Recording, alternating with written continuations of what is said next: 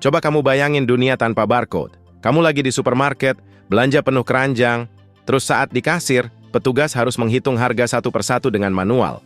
Pasti makan waktu lama, antriannya nggak selesai-selesai, dan jangan lupa kemungkinan salah hitung yang bikin ribet. Syukurlah kita hidup di era barcode. Tapi, pernah nggak kamu penasaran, gimana sih sebenarnya asal mula barcode? Kenapa barcode diciptakan? Dan apa yang bikin teknologi sederhana ini jadi bagian penting dalam hidup kita sehari-hari? Yuk, kita bahas sampai tuntas di video ini. Semua berawal dari tahun 1948. Di Amerika Serikat, dua mahasiswa muda bernama Norman Joseph Woodland dan Bernard Silver sedang ngobrol tentang sebuah masalah besar di dunia retail. Waktu itu, salah satu pemilik toko grosir curhat ke mereka tentang betapa ribetnya proses checkout. Kamu bayangin aja, setiap barang harus dihitung manual, ditulis satu per satu. Belum lagi kalau stok barang mau dicek, itu bisa makan waktu berhari-hari. Masalah ini bikin Woodland dan Silver mikir, pasti ada cara yang lebih cepat dan efisien. Nah, ide pertama mereka terinspirasi dari kode Morse. Woodland, yang punya latar belakang di bidang teknik, ingat gimana kode Morse menggunakan titik-titik dan garis-garis untuk menyampaikan pesan. Dia berpikir, kalau kode ini bisa diterjemahkan jadi pesan suara, kenapa nggak kita bikin versi visualnya? Dari situ, lahirlah ide dasar barcode. Tapi tunggu, barcode yang mereka ciptakan pertama kali nggak kayak yang kita kenal sekarang. Awalnya, barcode dirancang dalam bentuk lingkaran, kayak target panah atau bullseye. Woodland berpikir desain melingkar ini akan lebih praktis karena bisa dibaca dari segala arah. Tapi ada masalah besar. Teknologi scanner di zaman itu belum cukup canggih buat membaca pola melingkar dengan konsistensi. Akhirnya, mereka mengganti desainnya menjadi garis-garis vertikal seperti yang kita lihat sekarang. Namun menciptakan desain barcode saja nggak cukup. Woodland dan Silver butuh teknologi yang bisa membaca kode tersebut. Mereka akhirnya mengembangkan sebuah sistem yang menggunakan cahaya untuk membaca pola garis-garis ini. Tapi, lagi-lagi, teknologi zaman itu masih terlalu primitif. Sistem scanner yang mereka buat, ukurannya besar, ribet, dan terlalu mahal untuk diterapkan secara luas. Ide barcode akhirnya mulai mendapat perhatian serius di tahun 1960-an, ketika perusahaan besar seperti IBM melihat potensi teknologi ini.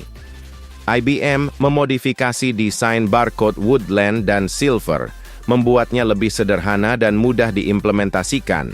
Baru pada tahun 1974, barcode pertama kali digunakan secara komersial.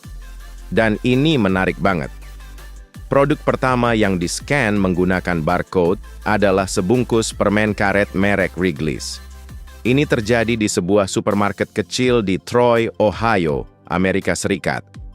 Momen ini menandai era baru dalam dunia retail, di mana proses checkout menjadi lebih cepat, lebih efisien, dan lebih akurat. Tapi, kenapa barcode bisa begitu revolusioner? Nah, jawabannya ada di efisiensinya. Dengan barcode, toko bisa memproses transaksi lebih cepat. Nggak cuma itu, barcode juga memungkinkan toko untuk melacak stok barang secara real-time. Bayangin, tanpa barcode, sebuah supermarket harus mengecek ribuan produk secara manual. Pasti kacau banget kan? Selain itu, barcode juga membantu mengurangi kesalahan manusia. Saat semua harga ditulis manual, kemungkinan salah tulis atau salah hitung itu besar banget. Dengan barcode, data harga dan produk sudah tersimpan otomatis di sistem komputer. Ini nggak cuma menghemat waktu, tapi juga meningkatkan akurasi. Lalu, gimana barcode sebenarnya bekerja? Secara sederhana, barcode adalah representasi visual dari data. Garis-garis hitam dan putih dengan ketebalan berbeda, itu sebenarnya adalah kode biner kombinasi angka 0 dan 1 yang bisa diubah menjadi informasi. Scanner barcode membaca pola ini dengan menggunakan sinar laser, lalu mengirim data tersebut ke sistem komputer. Dan tahukah kamu, barcode nggak cuma dipakai di toko atau supermarket. Teknologi ini juga digunakan di berbagai industri lain, seperti logistik, kesehatan, hingga hiburan. Di dunia logistik, barcode membantu melacak paket dari satu tempat ke tempat lain. Di rumah sakit, barcode digunakan untuk memindai obat dan memastikan pasien menerima dosis yang tepat. Bahkan di museum, barcode digunakan untuk melacak koleksi seni yang bernilai jutaan dolar. Menariknya, barcode juga punya banyak saudara. Salah satu yang paling terkenal adalah QR Code. QR Code pertama kali dikembangkan di Jepang pada tahun 1994 oleh sebuah perusahaan bernama Denso Wave. QR Code ini bisa menyimpan data yang jauh lebih banyak dibandingkan barcode biasa.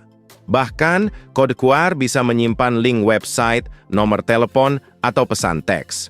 Tapi, meskipun ada teknologi baru seperti QR Code, barcode tradisional masih sangat relevan. Kenapa? Karena barcode itu murah, sederhana, dan cukup untuk kebutuhan sehari-hari, terutama di industri retail. Sekarang coba bayangin lagi, apa jadinya kalau barcode nggak pernah ada? Dunia retail mungkin akan sangat berbeda. Setiap transaksi akan jauh lebih lambat, toko-toko akan kesulitan mengelola stok, dan kemungkinan kesalahan dalam transaksi akan jauh lebih besar. Barcode adalah contoh sempurna bagaimana sebuah ide sederhana bisa mengubah dunia. Jadi, meskipun kelihatannya sepele, barcode adalah salah satu inovasi paling penting di abad ke-20. Sebuah teknologi yang berawal dari percakapan santai di kampus, tapi akhirnya menjadi bagian tak terpisahkan dari kehidupan kita. Nah, gimana menurut kamu? Apakah kamu pernah memperhatikan barcode sebelumnya? Atau mungkin kamu punya cerita unik tentang teknologi ini? Tulis di kolom komentar ya. Kalau kamu suka bahasan tentang teknologi sederhana yang punya dampak besar kayak gini, jangan lupa like video ini, subscribe channel kita, dan nyalain lonceng notifikasi supaya kamu nggak ketinggalan konten menarik lainnya. Sampai jumpa di video berikutnya.